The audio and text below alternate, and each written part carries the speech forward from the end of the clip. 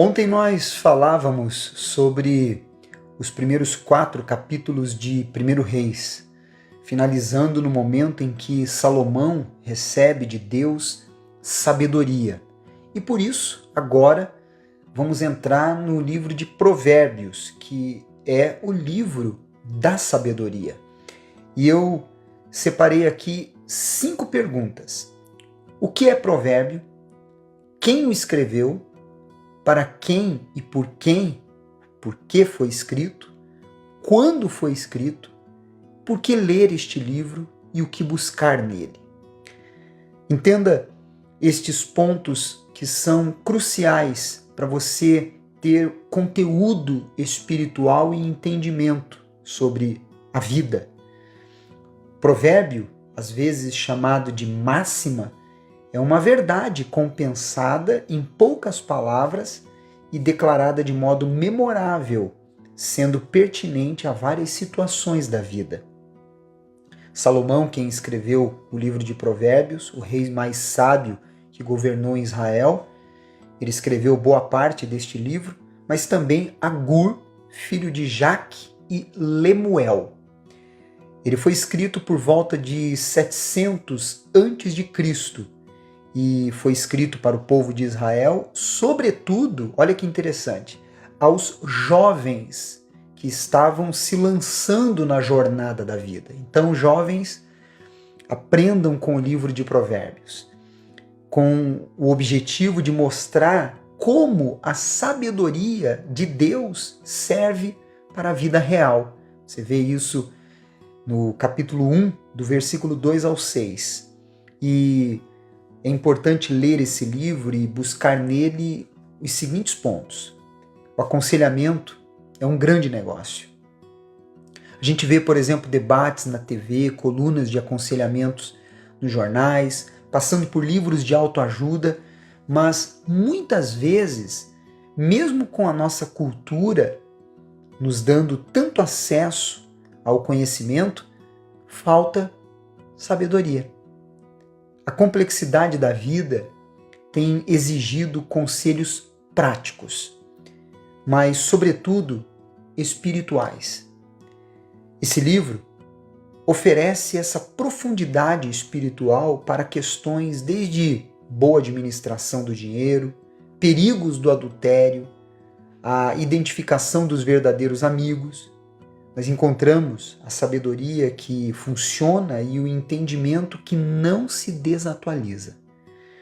Você vai encontrar oposições como estutícia versus sabedoria, preguiça versus diligência, adultério versus fidelidade, amizades versus as falsas. Vai encontrar também princípios de um casamento sólido, e para pais serem bons pais e para um bom relacionamento no emprego. Cada ensinamento profundo, né? Então venha comigo no Devocional 2024, entrando neste livro, capítulo 1, 2 e 3 no dia de hoje. Não esqueça de colocar no seu story este vídeo, porque aí nós vamos alcançar muitas pessoas que vão também se deliciar neste conteúdo tão profundo. Deixe o seu like, deixe também o seu comentário e, é claro, venha conosco. No capítulo 1, no versículo 2, diz assim, veja só, para aprender, falando sobre provérbios, para aprender a sabedoria e o ensino, para entender as palavras de inteligência. Olha que interessante. Aprender e entender. A ideia básica da palavra hebraica traduzida por sabedoria é habilidade. Era relacionada a um grupo de profissões naquela ocasião. O livro de Provérbios emprega o vocabulário e a ideia de habilidade de levar a vida de maneira que honre a Deus. A pessoa sábia tem capacidade de adaptar a vida aos padrões divinos. Que interessante. No versículo 7, diz: o temor do Senhor é o princípio do saber, mas os loucos desprezam a sabedoria e o ensino. Entenda, temor não é pavor de Deus, mas reverência e adoração a Ele. É reconhecer quem de fato Ele é. Qualquer que seja a área de nossas vidas, riquezas, trabalho, casamento, família, podemos e devemos expressar o temor a Deus. Já o tolo age pelo impulso, por desprezar o temor a Deus. No versículo 10 e no versículo 15, nós extraímos os seguintes ensinamentos. Filho meu, se os pecadores querem seduzir-te, não o consintas. Não o consintas. Aí no versículo 15 diz, filho meu, não te ponhas a caminho com eles. Guarda das suas veredas os pés. Isso é muito interessante porque nós temos que aprender a valorizar os princípios divinos. Não se venda ou se deslumbre com as propostas que tentam te seduzir.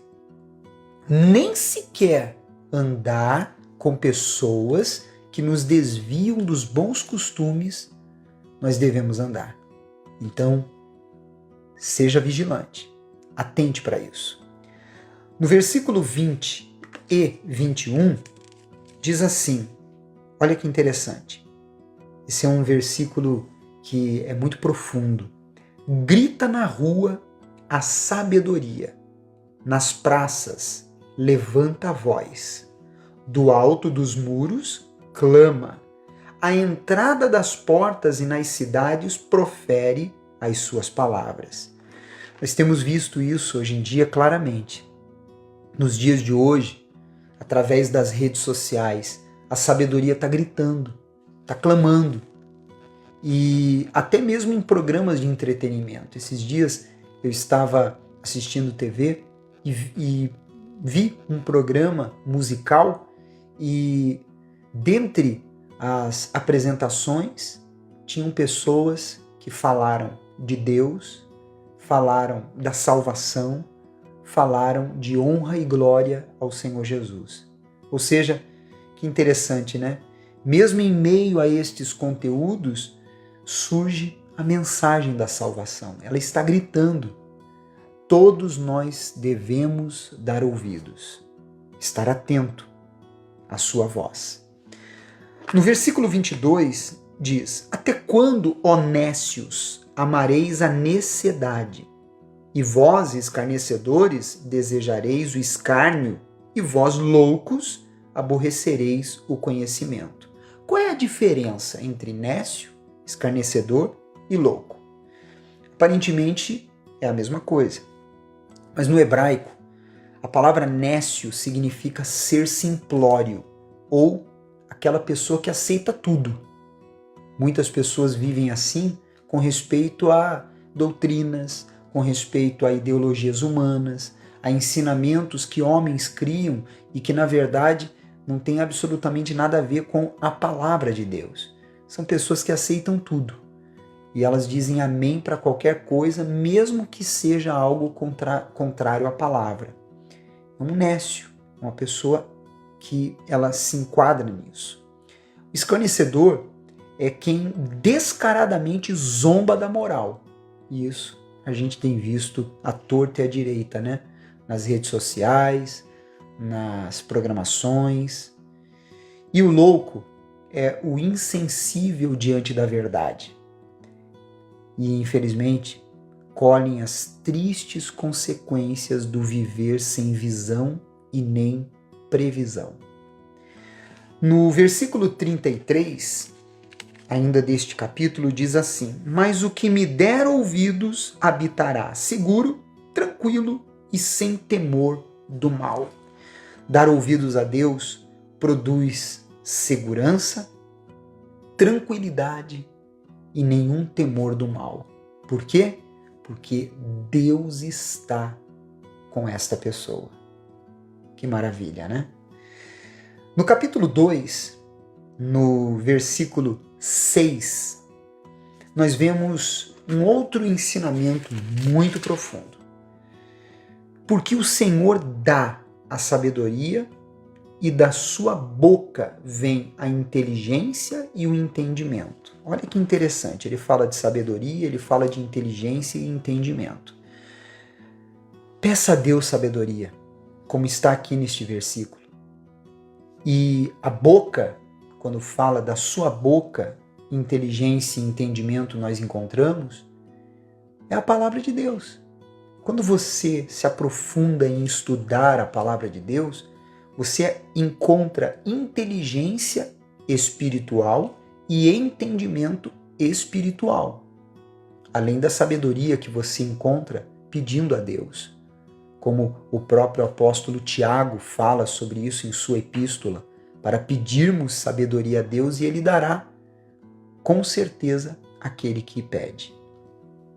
No capítulo 3, do versículo 1 ao 4, diz assim: Filho meu, não te esqueças dos meus ensinos, e o teu coração guarde os meus mandamentos, porque eles aumentarão os teus dias e te acrescentarão anos de vida e paz. Não te desamparem a benignidade e a fidelidade. Ata-as ao pescoço, escreve-as na tábua do teu coração. E acharás graça e boa compreensão diante de Deus e dos homens. Atar os ensinamentos de Deus no pescoço significa decidir carregar esses ensinamentos e ter responsabilidade em assumi-los. Estar escrito nas tábuas do coração é ter um novo coração, segundo a vontade de Deus. Um coração que não é rancoroso, que não é egoísta, que não é avarento, e todo e qualquer tipo de sentimento que seja, na verdade, contrário à palavra de Deus. No versículo 27 e no versículo 28, diz assim: Não te furtes a fazer o bem a quem de direito, estando na tua mão o poder de fazê-lo. Não digas ao teu próximo, vai e volta amanhã, então tu darei, se o tens agora contigo. Você sabe que o segundo mandamento é amar ao próximo como a si mesmo. Tendo condições de fazer o bem, nós não devemos dar de ombros com respeito a esta pessoa. Nós devemos cumprir com o papel de cristão, estendendo a mão, fazendo aquilo que está ao nosso alcance a fazer, e não desprezar ou desconsiderar aquele que, às vezes, o próprio Deus envia, porque sabe que você tem condição de ajudar e você não ajuda. Pense nisso. E para terminar, o versículo 33, ele diz assim: Os sábios herdarão honra, mas os loucos tomam sobre si a ignomínia.